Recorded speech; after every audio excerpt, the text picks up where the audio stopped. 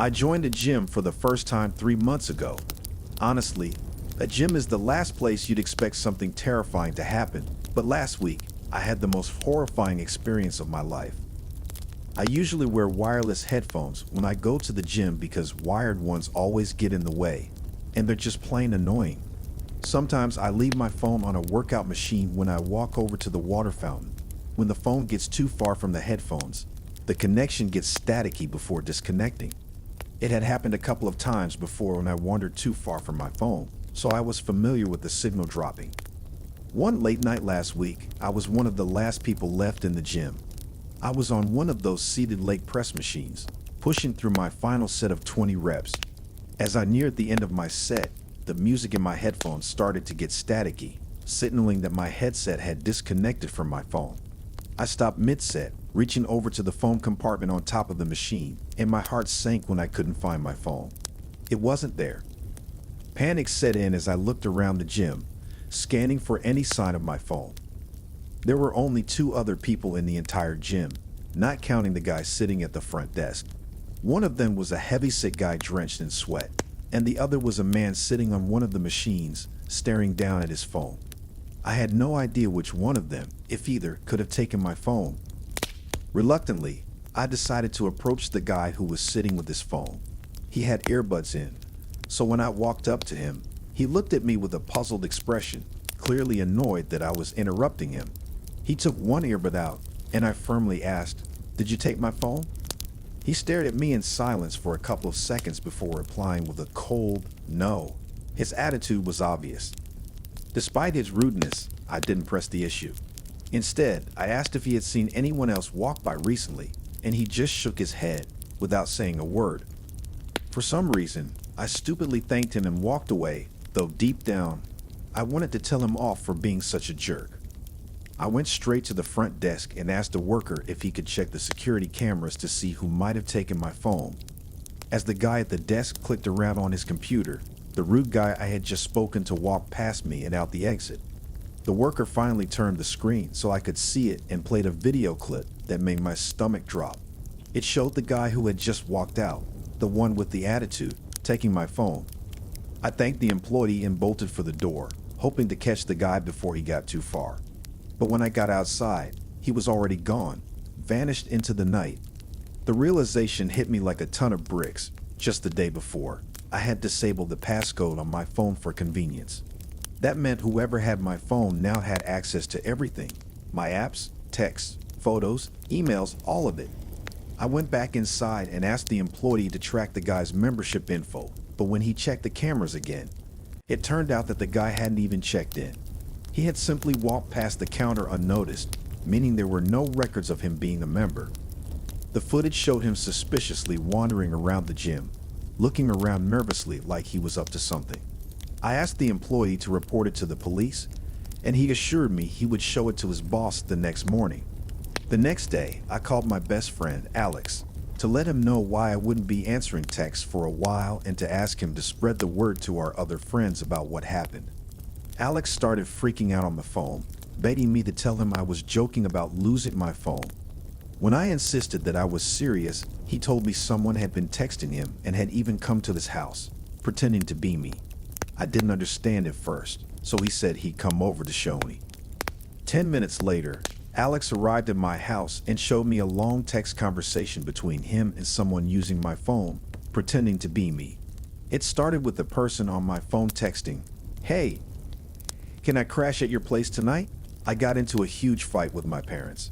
Alex, thinking it was me, replied, "Yeah, no problem. Just let me know when you're coming over." Then the imposter texted, "Can you leave your back door unlocked? I'll be over really late, and I don't want to wake you." The conversation went on for a while longer, with Alex finally agreeing to leave his back door unlocked, believing it was me who would be coming over. Alex had gone back to sleep, thinking his friend was going to show up at some point during the night, but when he woke up the next morning, he found his house had been ransacked. The stranger had taken advantage of Alex's trust, entering through the unlocked back door and helping himself to valuables while Alex slept upstairs. We immediately rushed to Alex's house and checked the security camera footage. My heart pounded as we watched the man from the gym, the one who had stolen my phone, walking into Alex's house through the back door. The footage showed him rummaging through the place, grabbing expensive items and stuffing them into his pockets. Then he moved from the den to the kitchen and eventually made his way upstairs. The look of fear on Alex's face was palpable as we watched the man open the door to his bedroom, step inside for about 20 seconds, and then come back out, leaving the door ajar. The man had been in Alex's house for about 10 minutes before sneaking back out through the same door he had entered. We sent the footage to the police, and when I went back to the gym, the manager assured me she would be sending their footage as well. But 3 months later, we still hadn't heard anything from the police. Whoever that man was, he had gotten away with everything. My phone, Alex's belongings, and most terrifying of all, entering Alex's house while he slept. I currently go to a 24-hour gym in my town, which is usually pretty quiet, even during the day. But at night, it's practically a ghost town. I've always wondered how they manage to stay open 24/7 with so few people coming in, especially during the late hours. One night, I had to work late to cover for a co-worker's shift, so I didn't get off until 11 p.m. I decided to head straight to the gym for a quick workout before calling it a night. When I arrived, the place was completely empty, just me and the silence of the gym. After about 10 minutes of working out, I finally spotted someone else in the gym. It was a guy wearing a beanie and a hoodie, which struck me as odd given how warm it was inside. I was already sweating just from my workout, so seeing him dressed like that made me feel uncomfortable. As I continued my workout, I noticed the guy was staring at me. Not just a casual glance, but an intense, unblinking stare. I tried to ignore it, thinking maybe he was just zoning out or something, but it became clear that he was deliberately watching me. I kept sneaking glances at him, and every time he was still staring. It felt like he was challenging me, trying to assert some sort of dominance. I couldn't take the staring anymore, so I decided to move to a different section of the gym, hoping to get some peace. I found an empty area and started doing bicep curls in front of the mirror, trying to focus on my form and block out the unsettling encounter. But as I glanced in the mirror, I noticed something that made my blood run cold. The guy in the beanie was hiding behind one of the chest press machines, peeking out at me through a small gap between the machine's lifting mechanism and the weights. His eyes were locked on me, staring with an intensity that sent chills down my spine. When he realized I had seen him, he quickly moved out of sight, disappearing behind the machine. I'm not the type of person who confronts others easily, especially in situations like this, so instead of saying anything, I put the weights down and left the room. My heart was pounding as I walked straight to the front desk and asked the girl working there to tell the man to either stop staring at me or leave the gym. She looked down the aisle of workout machines, but didn't see anyone. I asked her to come with me to the back room where I had last seen him. She was clearly hesitant, but eventually, she agreed to follow me. We searched the entire room, but the man was gone. It was as if he had vanished into thin air.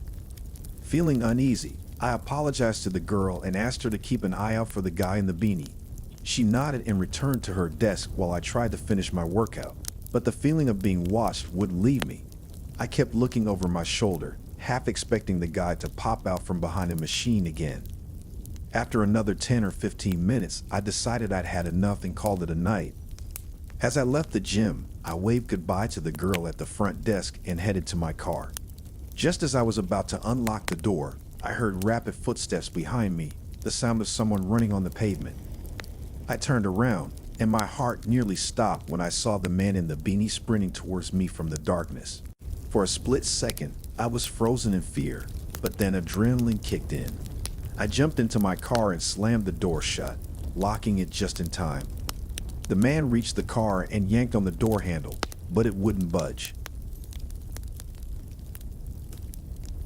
I used to work the night shift at a 24-hour fitness center in New Jersey. It was a job I had a love-hate relationship with.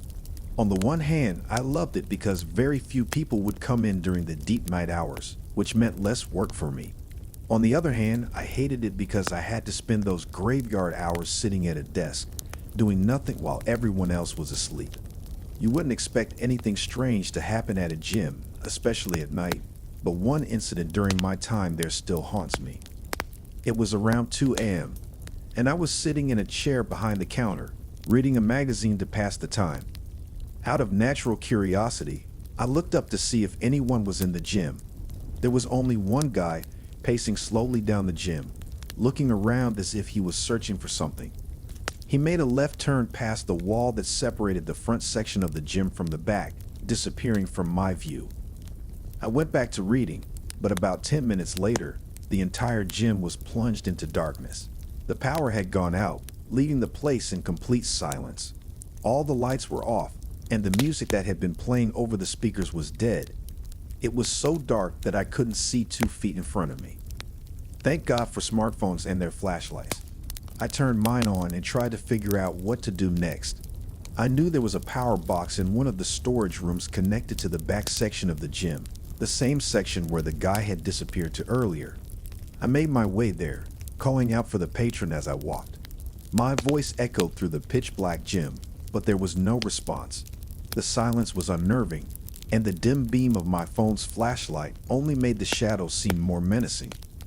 When I reached the storage area, I found the power box and started flipping every switch I could find, hoping to restore the lights, but nothing worked.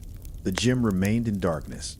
Since I couldn't figure out how to fix the power, I decided it was best to close up for the night and wait for Kathy, the gym's owner, to come in the morning and sort it out. But first, I needed to find that guy. I did a thorough sweep of the entire back section, checking behind all the equipment and even the janitorial closets, but he was nowhere to be found. The only place left to check was the women's bathroom. I opened the door and called out again, my voice echoing in the empty bathroom. Still no answer. I couldn't shake the feeling that something was terribly wrong. With my flashlight in hand, I carefully checked every inch of the bathroom, making sure I didn't miss anything. The only places left to check were the stalls. As I reached for the door to one of the stalls, I heard it, a sick, raspy breathing, like something out of a nightmare. My hand froze on the door handle, and I called out again, "Are you in there?" No response. I dropped to my knees and shined the flashlight under the stall door. My heart nearly stopped when I saw 2 legs standing inches from my face, right behind the door. Whoever it was, they were standing perfectly still, as if waiting for me to make the next move. I shot up from the floor, my heart pounding, and bolted out of the bathroom. I ran back to the front desk, my mind racing as I tried to figure out what to do next. I tried calling Kathy, but of course, she was asleep. I left 2 voicemails, explaining what had happened and asking her to call me as soon as she could. With no other options, I called the police, explaining that there was a suspicious person in the gym and that I was 90% sure they had cut the power. I hung up, feeling more alone and terrified than ever as I sat in the dark, silent gym, waiting for the police to arrive. Suddenly, I heard a metallic clanging sound from across the gym, like one of the machine's weights being dropped. I shined my flashlight in the direction of the noise and called out again, telling the person that the gym was closed and that they needed to leave. And then I saw it, a face, just at the edge of the flashlight's beam, staring back at me from between 2 machines. My breath caught in my throat, and I felt a chill run down my spine. Just then, the blue and red lights of a police car lit up the front of the gym, and I ran to open the door for the officer. He greeted me, flashlight in hand, and began searching the entire gym, including the bathrooms and closets. But when he returned, he told me the place was empty. He suggested that whoever it was had probably left through the back door and advised me to lock up and come back in the morning. That's exactly what I did. When I returned to the gym the next morning, Kathy was already there.